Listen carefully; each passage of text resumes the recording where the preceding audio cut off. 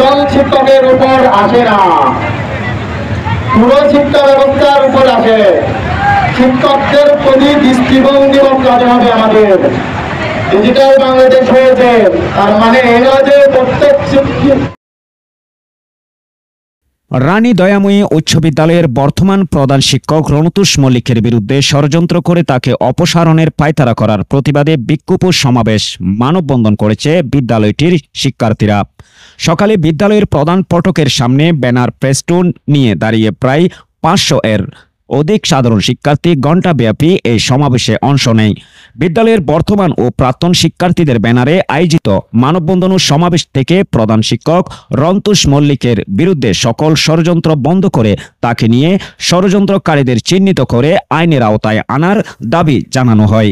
এ সময় শিক্ষার্থীরা বলেন, নিজেদের পছন্দের শিক্ষককে প্রধান শিক্ষকের চেয়ারে বসাতে আঞ্চলিক সংগঠনের জেএসএস কর্তৃক রাঙ্গামাটি পার্বত্য জেলার ঐতিহ্যবাহী শিক্ষা প্রতিষ্ঠান রানী দয়াময়ী উচ্চ বিদ্যালয়ের বর্তমান প্রধান শিক্ষক রণতুষ মল্লিককে অপসারণের পায়তারা করছে।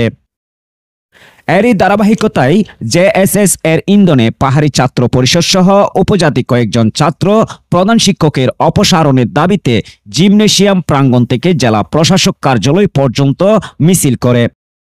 বিদ্যালয়ের শিক্ষার্থীরা বলেন, একমাত্র বাঙালি সম্প্রদায়ের হওয়ায় দীর্ঘদিন ধরে রণতুষ মল্লিককে নিয়ে নানা ষড়যন্ত্র ও কুৎসা রটাচ্ছে জেএসএস পন্থী শিক্ষকরা। সরকার পতনের সুযোগ নিয়ে এবার নতুন করে আবারও পুরানো সেই খেলায় মেতে উঠেছে চক্রটি।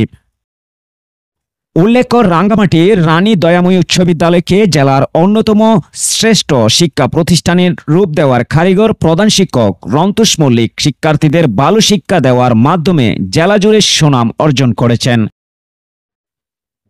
চট্টগ্রাম বিভাগের 11টি জেলার মধ্যে প্রায় 15,000 উচ্চ বিদ্যালয়ে শিক্ষা প্রতিষ্ঠান নিয়ে আয়োজিত জাতীয় শিক্ষা সপ্তাহ 2023 এর বিভাগীয় পর্যায়ে সহ পাঠ্যক্রম ও সাংস্কৃতিক প্রতিযোগিতায় বিভাগীয় বিদ্যালয় গ্রুপে শ্রেষ্ঠ প্রতিষ্ঠান প্রদান হিসাবে প্রথম স্থান অর্জন করেছিলেন রাঙ্গামাটি রানী দয়াময়ী উচ্চ বিদ্যালয়। এখন আমি চাই আমার প্রিয় প্রতিষ্ঠানটিকে একই পথে হাঁটাতে। আমার এই প্রতিষ্ঠানটিও যেন শ্রেষ্ঠ হয়, সেই লক্ষ্যে আমি কাজ করে যাব। জেলার মধ্যে অন্যতম একটি মডেল শিক্ষা প্রতিষ্ঠান হোক রানী দয়াময়ী উচ্চ বিদ্যালয়। শিক্ষার উন্নয়ন করে দিয়েছে, আর শিক্ষা প্রতিষ্ঠানের সবসময় উন্নয়ন সারাই করেছে, আর সারা আমাদের কখনো খারাপ যায়নি, তাই আমরাও চাই থাকেন না।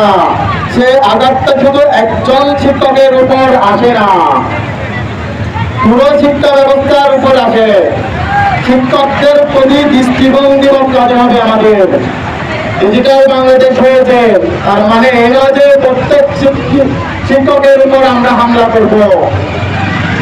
যাদের শিক্ষায় আজকে আমরা সুশিক্ষিত হয়েছি তাদের উপর কেন আমরা হামলা করব? বিশ্ববিদ্যালয়কে নিয়ে যে ষড়যন্ত্রের নির্দেশ রেখেছে বিদ্যালয়েরা, তারা তাদের রাজনৈতিক এজেন্ডা এই প্রতিষ্ঠানে বাস্তবায়ন করতে চায়।